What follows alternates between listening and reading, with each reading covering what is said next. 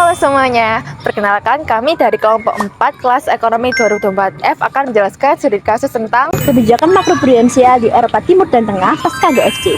Perkenalkan, saya Nafa Gaza Zaira di NIM terakhir 231. Perkenalkan, saya Airan Hayunaris Baru Jaya dengan NIM terakhir 239. Nah, kali ini kita akan membahas topik yang sangat menarik nih, yaitu kebijakan bauran bank sentral, khususnya di kawasan Eropa Tengah dan Eropa Timur pasca krisis keuangan global.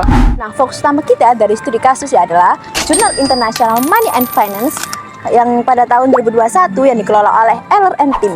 Nah, lalu apa yang kita hubungkan dampak dan manfaatnya bagi Indonesia? Apa yang bisa kita pelajari? Yuk simak! Jadi, setelah adanya GFC ini, banyak negara yang mengalami gejala arus modal dan ketidakpastian ekonomi.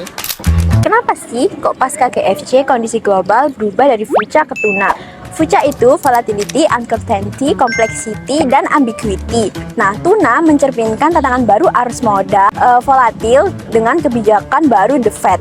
Negara-negara di kawasan Eropa Tengah dan Eropa Timur mereka terbuka secara finansial. Akibatnya mereka rentan terhadap sudden stop atau capital reversal.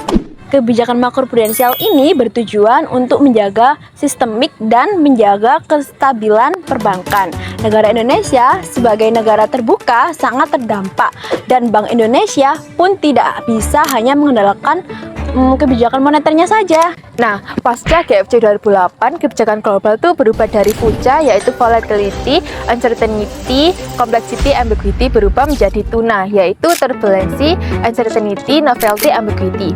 Nah, dari ketiga pilar itu, kebijakan makroprudensial itulah yang paling jadi sorotan dalam studi kasus kita kali ini. Studi Eller et al. Pada tahun 2021 mengambil kawasan CEC di beberapa negara seperti Polandia, Hungaria, Republik Ceko, dan sekitarnya. Nah, kawasan ini sangat terbuka secara finansial dan bergantung pada pembiayaan eksternal.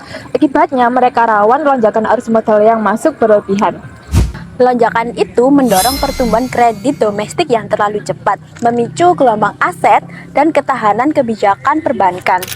Nah, peneliti lalu membangun indeks kebijakan makroprudensial dan menganalisis apakah pengetatan kebijakan misalnya yaitu menaikkan capital buffer, memperketat rasio atau LTV, atau aturan likuiditas benar-benar aktif.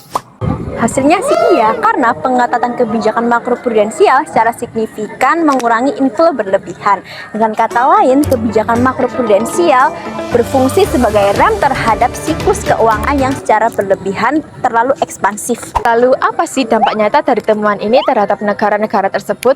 Ayo kita pada lebih jauh dampaknya apa saja. Nah, yang pertama yaitu kerentanan terhadap guncangan eksternal berkurang. Ketika The Fed menaikkan suku bunga, modal tidak kabur massal. Kedua, pertumbuhan kredit yang terkendali mencegah overheating di sektor properti dan di sektor konsumsi. Dan yang ketiga, tekanan nilai tukar dan gagal bayar menurun. Nah, intinya kebijakan makroprudensial yang terintegrasi meningkatkan ketahanan sistem keuangan di tengah volatilitas global. Studi kasus ini juga membuktikan bahwa kebijakan makroprudensial bukan hanya untuk perbankan domestik, tapi juga stabilisasi arus modal lintas negara. Nah, lalu apa sih manfaatnya bagi negara Indonesia? Indonesia juga negara berkembang dengan keterbukaan finansial yang tinggi dan rawan hot money. Manfaat pertama, Indonesia bisa mengadopsi pendekatan serupa. Bank Indonesia sudah punya instrumen makroprudensial seperti LTV, GWM berbasis LDR, dan countercyclical capital buffer. Nah, yang manfaat yang kedua yaitu studi ini memperkuat koordinasi antara kebijakan moneter dengan kebijakan makroprudensial. Nah, yang terakhir manfaat ketiga yaitu manajemen arus modal yang baik. Dengan instrumen makroprudensial, BI bisa meredam dampak negatif dari capital inflow lalu mencegah sudden reversal. Hasilnya bagi Indonesia adalah stabilitas sistem keuangan lebih terjaga, nilai tukar lebih stabil, dan pertumbuhan kredit yang sehat serta mendukung investasi produktif. Ini akhirnya berdampak pada pertumbuhan ekonomi berkelanjutan. Nah, jadi kesimpulannya dari studi kasus Eller et al. Tahun 2021 memberikan bukti empiris bahwa kebijakan makroprudensial efektif mengelola volatilitas arus modal dan menjaga stabilitas kredit. Dan bagi Indonesia, ini adalah pelajaran paling berharga karena bauran kebijakan mengintegrasikan makroprudensial, moneter, dan sistem pembayaran adalah kunci utama menghadapi era tuna. Nah, dengan menerapkan kebijakan makroprudensial secara dinamis dan berbasis data, Indonesia tuh bisa lebih tahan terhadap guncangan global.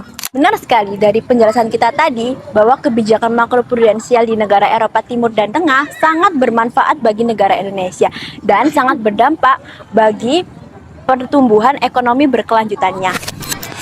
Nah, gimana? Seru kan belajar kebijakan makroprudensial sambil lihat studi kasus dari Eropa? Gimana? Sekarang lebih paham tentang kebijakan makroprudensialnya kan dan manfaatnya bagi Indonesia. Bye-bye! Bye-bye!